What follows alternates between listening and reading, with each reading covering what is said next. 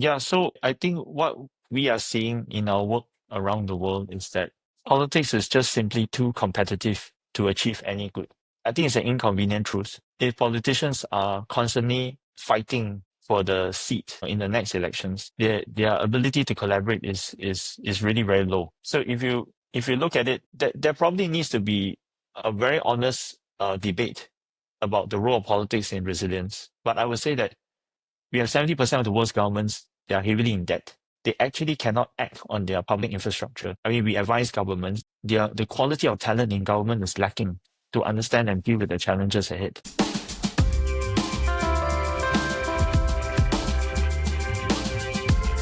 Welcome to Sustainability Transformations Podcast. And today we are diving into future resilience in design. We'll explore why it matters for sustainability. So joining us today is Mr. Lawrence Chong, a leading expert in future resilience in design in the economy, company, cities, and persons, CEO of Consulos and the managing director of Design Futures Venture. A two-time TEDx speaker is in business design, appointed by Pope Francis, and in 2024 honored as the King in Global Business and Intercultural Peace Award. While leading Consulos, a global creative change firm operating in 23 countries, serving as a distinguished fellow for global economy for the Washington Institute for Business, Government, and Society, and teaches holistic leadership at the Paul O'Neill School of Public and Environmental Affairs. Thank you so much, Lawrence, for joining us once again. So to kick us off, Thank you for having me. yeah, how would you define future resilience by design in the economy to the audience, please? Well, first and foremost, I think if we look at the end of the Second World War, where there was a massive peace building, and even after the Cold War, the world was really very interested in global trade, infrastructure, and then there was this huge spike in consumption in, doing business across the world. Now, having said that, it wasn't done with a lot of intentionality about how resilient it will be for us going into the future. I mean, I look at the kind of situation we're going to pass on to my daughter and the kids. It's really not a easy situation. So it was more like build, without a lot of consideration on the general ecosystem, right? So I would say that in the last decade, we have been coming together to try to understand, how can we ensure that humanity can continue to thrive in the current ecosystem? And the answer is we are on an urgent path to try to find present day solutions to make sure that we are truly resilient. Or else it will threaten the very existence of humanity on Earth. It will threaten the very existence of what it means to a humanity that's often taken for granted that our ecosystems will function, will work. But we are facing situations where the ecosystem may collapse. Thank you so much for sharing that insight. And I suppose, where does sustainability, which is defined as the social, economic, and environment, where can you tease out sustainability professionals or leaders who may be listening, where from the explanation you've been giving about resilience and about society and community, without making it sound like it's just obvious, but I want you to tease out where sustainability leaders, whether is leaders in the community or businesses, should take extra care to follow the future resilience and design in the economy? I think, in my opinion, the argument for sustainability has always been on the basis of, it's an existential threat or it is based on compliance. I mean, that's all fine and good, but I think we haven't had a bigger conversation on how do we want to go ahead as humanity. So then the debate tends to be a little bit more one-sided, right? To say that, look, I think it's a given that we need to find a way for us to ensure that we have a sustainable home and planet. I don't think anyone generally dispute that, although there are various interpretation of that. Some people say, no, we won't tip over. We can drill. Some people say, no, we have to do something now. But frankly speaking, whether from an energy structure point of view, whether from a water point of view, the level of debates haven't gone to a very fundamental question. Are we willing to change capitalism as we know it? Because if the basis of economic growth is a constant drive towards high averages, and you're talking about 5 to 7%, and that's when you say that the economy is doing well. And if your baseline understanding is consumption and trade, then you really have a problem. So I don't think sustainability debates are encompassing enough unless they consider a shift in the economic system. Now, I'm not saying that the sustainability folks are not bothered about the economic side, but I often, being involved in a number of these projects, I often hear we need this, we need green energy, we need this, we need, yes, I get it, but we haven't really addressed the fundamental design of capitalism today, right? Which is why in my work, where we talk about the economy of communion, we are saying that what if we already have, and it's a matter of switching from gaining towards mutual giving, right? So it is a far more fundamental question, because if you don't have to always consume to grow,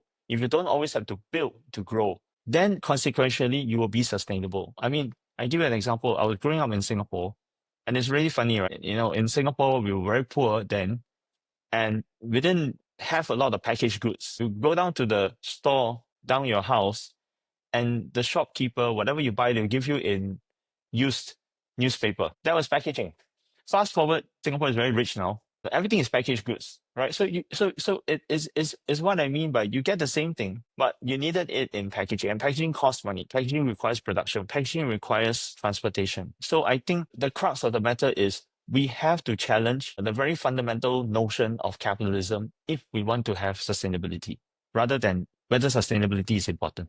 Yeah, that's an important aspect, because I always say, uh, if we agree the premise of sustainability is not 100% environment, and or let's say 90% environmental, only 10% economic, it has to be a balanced view. And if we're going to get that balanced view, then that economic aspect, where what has gotten us here, what has gotten society here, capitalism may have gotten us here.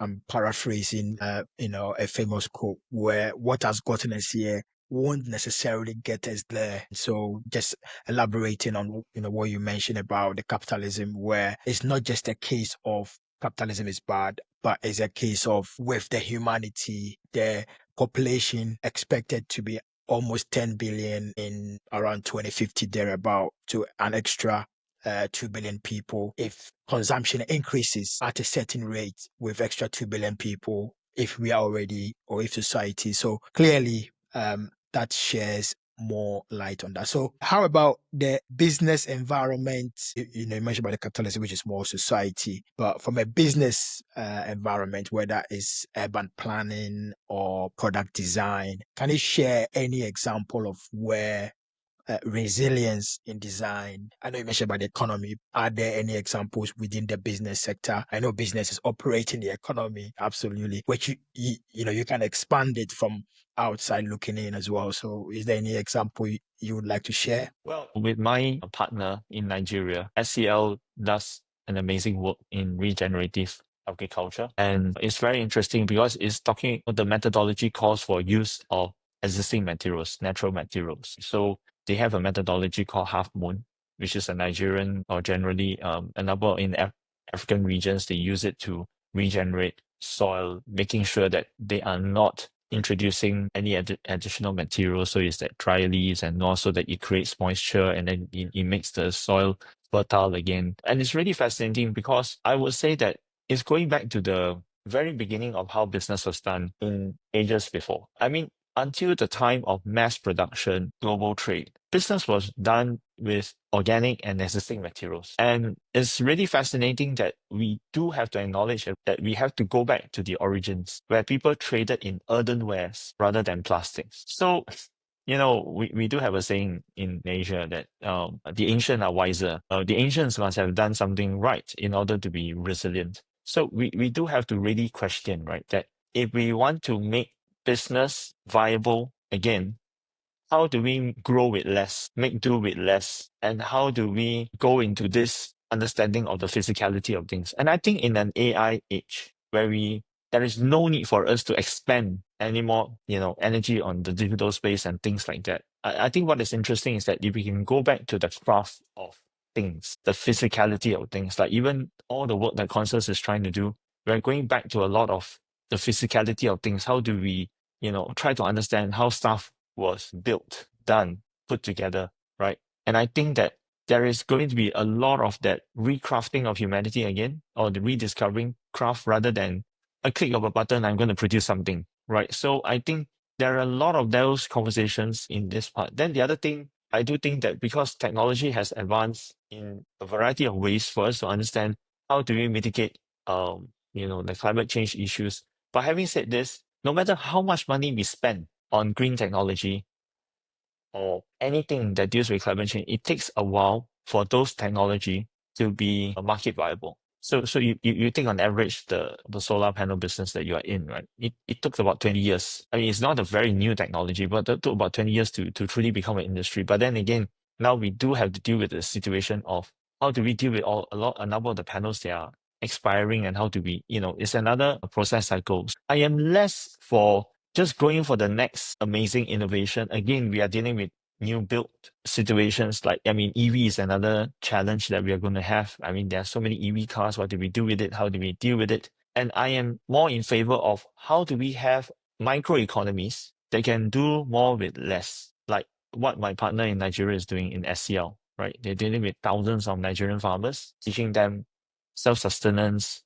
They are able to grow food. They are able to sustain themselves. They're able to sell food, creating a marketplace for them to trade, so that they can earn a decent amount of money. So I think that I am betting on, because food is becoming one of the biggest challenges increasingly, because it's really interesting that there in a lot of places there's not enough fertile soil, right? So I think agriculture, food is one of the areas that councillors and a lot of the things that we're doing, we are very keen in that space. That's very good. I'm glad you mentioned about food because, as I mentioned before we started, that I'm starting to have interest in food waste. And there is an author, I can't remember his name now, Isaiah Vaclav, is apparently one of Bill Gates' favorite authors, and he's just written a recent book about food. And it's interesting because for me, growing up, I was always aware that I struggle to believe the statistics of the so-called world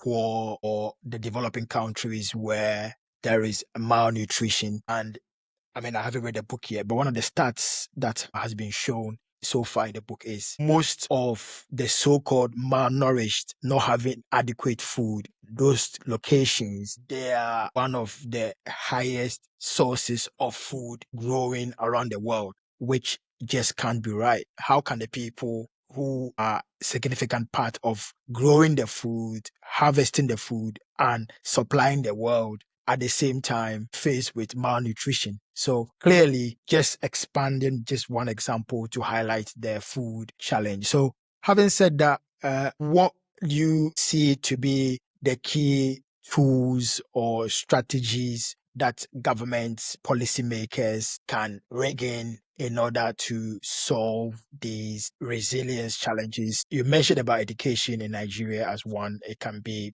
you can expand the education, or if there is any other, does the education system have to change in order to bring in new ideas? Does government policy have to come in? So I'm curious to know what are some of the strategies now going into potential solutions that you may suggest. Yeah, so I think what we are seeing in our work around the world is that politics is just simply too competitive to achieve any good. I think it's an inconvenient truth. If politicians are constantly fighting for the seat in the next elections, their ability to collaborate is really very low. So if you look at it, there probably needs to be a very honest debate about the role of politics in resilience. But I would say that we have 70% of the world's governments, they are heavily in debt. They actually cannot act on their public infrastructure. I mean, we advise governments, the quality of talent in government is lacking to understand and deal with the challenges ahead. Civil servants in many countries are paid very poorly. So a lot of people are not incentivized to choose public service as a choice of career. And then you have another problem because you don't have very competent people to deal with the issues. And number three, because of lack of funds, what you have in many governments is that they may say something, but they actually cannot implement it. So you have a triple whammy situation where the crisis of the world is intense and the competency of government is at all-time low in many jurisdictions, and they can't deal with these challenges. Then, of course, you have to ask, do we want to finance governments? It's a very sensitive topic because the pride of many companies is to pay less taxes But the issue is you do need to pay taxes in order to make sure that governments are well financed to do what they need to do for the common good.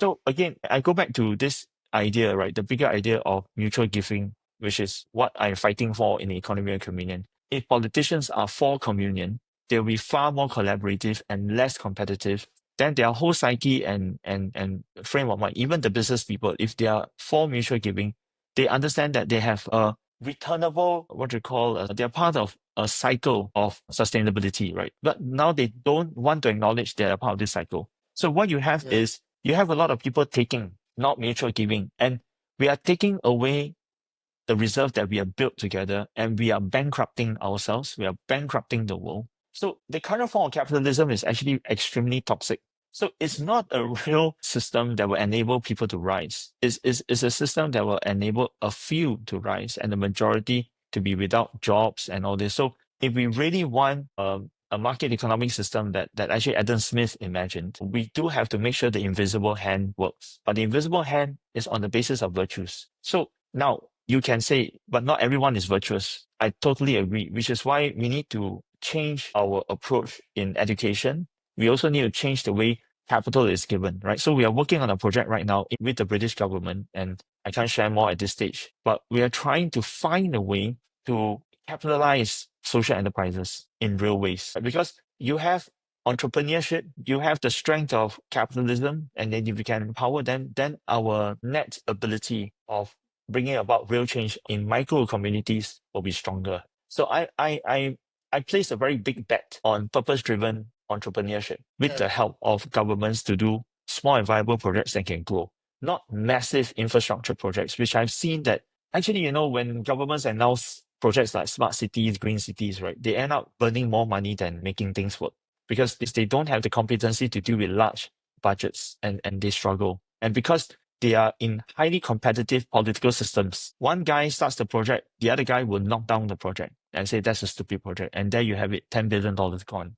right? So I think by and large, politics as a software needs to be updated to be less competitive in order to really be for the common good. I think politics is extremely toxic to the point that they are not willing to dialogue. I think you mentioned before, if governments come in 4 and 5 years, they're always looking at the next election and things. So long-term planning, which is always good for any business, any community, any country. If you look at the last 200 years, any country or business that has succeeded, now we know of the Apples and the Amazons and the Googles, these companies, Netflix, 30 years ago, they were fairly small, but fast forward 30 years time, they've been able to disrupt. So each area that you look at, whether business or society or governments, anywhere there is no long-term view, clearly there are fundamental challenges. So are there any other big challenges in integrating resilience that you can think of or you may want to add to what we've already discussed? Otherwise, we can look at, are there any emerging trends? So can you think of any emerging trends and innovations within the technology of the future of resilience that you may want to share with us? Well, I think the energy complex is rising in a very astonishing way, and AI is just part of that demand cycle. So I think AI, the rise of AI has not been talked about in very serious terms about how it will burn through some economies and drain the critical energy that they are really unable to provide for the common folks. So it goes to the highest bidder, those who have more resources. Then you have to really ask yourself if you impoverish entire populations due to the lack of energy. So I think energy like water and food needs to be considered a human right. Because there are a lot of reliable studies to say that if you bring light energy to poor communities on a sustained basis, you really improve the quality of life. So that there is and it is really a crime against humanity that in large parts of the world they still do not have access to reliable energy grid. And I think that is something that we really have to think of. I mean, I didn't really realize this until I got involved in data centers. Data centers use a lot of water, use a lot of energy. And it's kind of irresponsible to allow data centers to be built when governments are unable to deliver the wider energy infrastructure to their communities. So again, this is what I meant by you have civil servants in many governments who are poorly paid. They are not able to handle the complexity of these deals increasingly, because even in the business community, we are all learning as we go along. There's no playbook because it's an evolving issue. You talk about, tax, electricity and the building the infrastructure because billions are being allocated to build these things. What is the implications of large communities that will have blackouts? They don't have accessible to such energy, also because they can't pay for it. So what you have is we're spending a lot of money on energy infrastructure to go to the highest bidder, and then you have communities that will be denied this power infrastructure. And what does it mean, right? So, I mean, let's look at the whole idea of business, right? If you have a business, you need a customer. So with the onslaught of high energy cost, with the onslaught of the lack of food supply, and with the rise of AI, that will take away a number of jobs. I mean, we are trying to be hopeful it won't take away many jobs, but it will take away jobs. And the interesting is that you'll take away knowledge-based jobs. It's actually not manual work. So we have spent 3 decades training a whole generation of knowledge workers, and now we are telling them there's no job for you. So what does it mean? So that no one is thinking through that whole. So everyone is arguing in echo chambers, right? We need sustainability, we need AI, but nobody is bringing them together. Nobody is bringing them together in a dialogue of communion to say that I know you need this, I know you need that, but we need to come together and build something together. So there's no togetherness in resilience. There is a lot of demand for resilience, but AI cannot be resilient on its own. Sustainability cannot be resilient on its own, right? So I think we need a kind of Ubuntu mindset. But there's no Ubuntu. It's just somebody want to run ahead, they just run ahead. They're not walking together. So that I think that is the real, and that is the biggest crisis facing humanity, that we are so intelligent, we have so much information, as what Yuval has argued in his book in Nexus, and yet we are so close to destroying ourselves, even with everything that we have, even with everything that we know, right? So that's kind of sad sometimes if you take a step back and go like, we can solve this. This is a solvable problem, but we're not solving it. Yeah, no, it's a very useful insight with the energy example that you gave. And I think this is where energy security is a very important energy affordability, energy reliability, and that's why a very less known term, energy trilemma. So I gave a short talk a few weeks ago, and in the talk title, it was Energy Trilemma. And a lot of people have heard about dilemma, but the trilemma is the greenhouse gas emissions associated with energy, the affordability, because in the UK, for example, there's a high number of people that were moved into the definition of energy poverty, which is, I don't know the specific percentage, but for example, if you spend 10% or more of your income to pay your electricity and your gas bills, and in the last 2 3 years, because energy bills doubled. One side, there are people in other parts of the world who can't afford or have access to electricity. My personal story growing up in Ghana, I didn't have access to electricity until I was a teenager, and fast Yep. forward, if my parents lived 30 miles away from where we live, I probably wouldn't have had access to education or where I am now. So Exactly. I am a living example of how access to energy improves the quality of life. No doubt about that. And again, perhaps another day I can share more around my passion towards the solar energy. But yeah, and then the expansion on, so humanity, there is a lot of people who don't have access to electricity or energy, but now AI has come in where at the moment, roughly speaking, the amount of energy consumed by the data centers and the AI systems is equivalent to the amount of energy that Japan consumes. Just to put things into perspective, 5 years from now, around 2030, it is estimated to triple just in 5 years. So you can imagine, even though there are a lot of discussions where it's only 2% of the world energy. If you look at it, it's only 2%, then you might think it's not a lot, but if you look at it's actually consuming the size of a country, developed country like Japan, then clearly those are.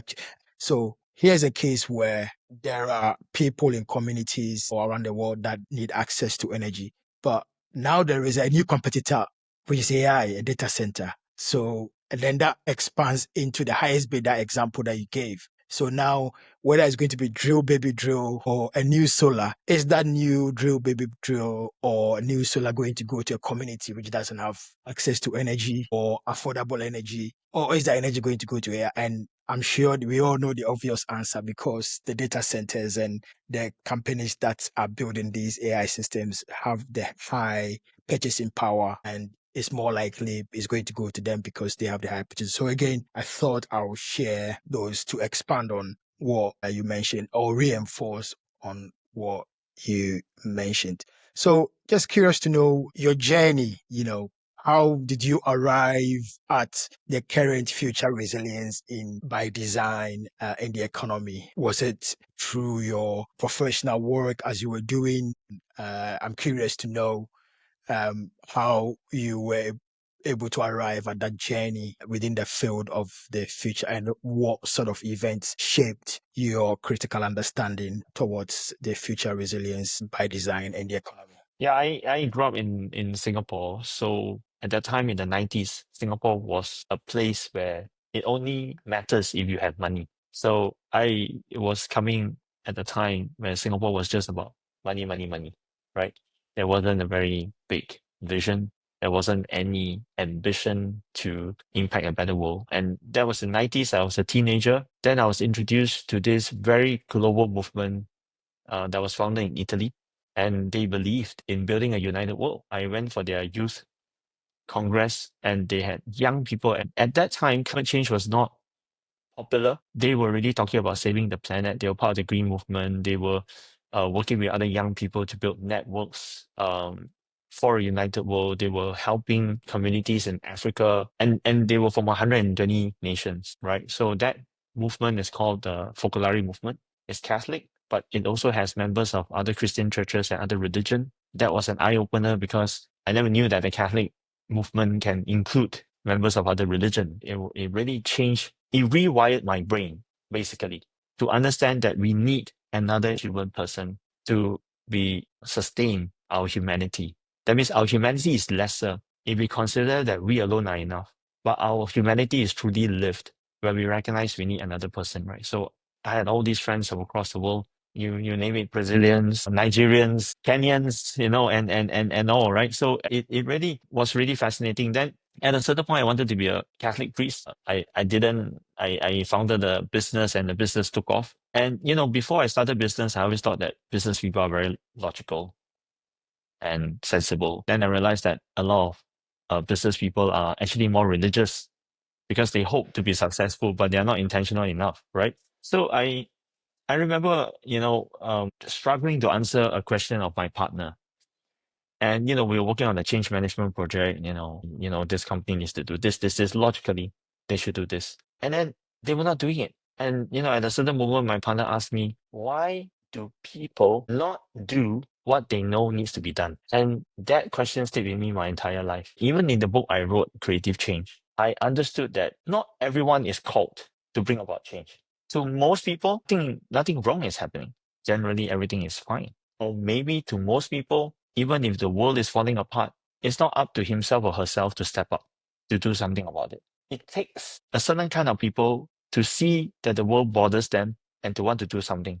To have a Mahatma Gandhi, to have a Nelson Mandela, it takes a certain kind of people to go through the pain, the death even of their own identities, to assume a bigger identity, to have their life taken away from them so that they can live for a greater cause. So that I understood in my 21 being in change management. So I often say that if you want positive change, it is not a logical call, or you cannot find a logical answer.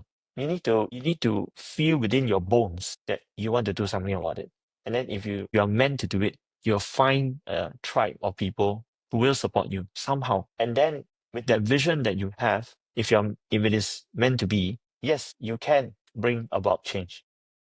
And I think what was helped in that whole journey, I built Consulars with a lot of different expertise coming together, because our crazy idea is we believe that capitalism is like an operating system on the phone. It can be upgraded. you should not accept capitalism as it is. So what we're trying to do is to upgrade the iOS so that it can work better. That's our argument, right? In 2017, Pope Francis met 1,000 of us entrepreneurs who is from this particular initiative called the Economy of Communion. And in that talk, it was really interesting. So he was saying all the nice things, what wonderful, you're coming from all around the world, you're doing good work. But he said, if you really want to live up to your mission to bring about an economy of communion, being a good Samaritan is not enough. You have to change the rules of the social economic system. I was wondering, did the translator say something wrong? Maybe how can the Pope say that being a good Samaritan is not enough? Right? So it's true. The text came out, the official text on the Vatican came out. It's true. This is what the Pope meant. It's not enough to give money. It's not enough to encourage people to give. It is far more important to go in there and, really change the system. Right? So that sort of put me in this space now that, we do management consulting work.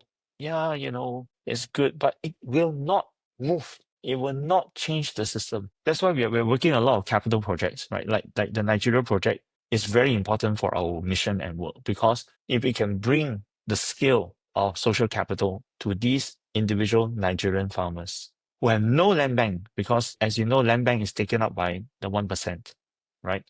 And we can empower them, we can build micro entrepreneurs. They can be self-sustaining economies. So what we imagine the present is, how do we engineer micro economies of communion that are interdependent, that are less dependent on massive infrastructure, and they are able to trade, they are able to cycle up, they are part of technology supported in order to enable them to have a price for their goods. So that is really where we have understood our place in the world. That Consular's mission is to engineer microeconomies of communion, right? Through really thinking about making more with less, making sure that these communities, they are interdependent, but yet on their own, they can survive, they can trade, they can build, on their own, right? So that it's not too complicated. So that's our vision, our present and vision into the future for future resilience. That's good. There is a saying that if you give somebody a fish, you fed them for a day, but if you teach them how to fish, you have fed them for a lifetime. So as you were explaining, those farmers or those local the connections as they come together and how to learn these key skills, self sustaining as opposed to relying on aid, ties in with the example you gave about what Pope Francis, the philanthropy needs to go further, the Good Samaritan example that you shared. Okay, so as we finish off, what is one actionable step do you think our listeners, whether is a business owner or a policy leader or an individual who may be at a stage where they are interested in the subjects that we've talked about the resilience, what is one key takeaway message as we finish that you want them to implement for delivering a resilient society, whether in the work or in the community? Well, I would say that we need to rethink our leadership and the notion of friendship. If we cannot build a global system on the basis of friendship and rethink leadership instead of self, but towards a leadership of friends, we will not have sustainability. I mean, this is a topic that we are discussing in Rome in our upcoming summit on the 12th and 13th at the Vatican. So the reason why we are at this stage now is because it is a leadership of selfishness. It's not a leadership of friendship. And if each one of us knows how to be a leadership based on friendship with others, then positive change and sustainable change will come about faster. But just because we cannot agree, and even before we talk, we reject the other, and that's why we are here, right? So I think I have lived my entire life making friends across the world. I'm a huge beneficiary of a friendship club, and I think that is a proven and it's a very sustainable economic model, and we need each other.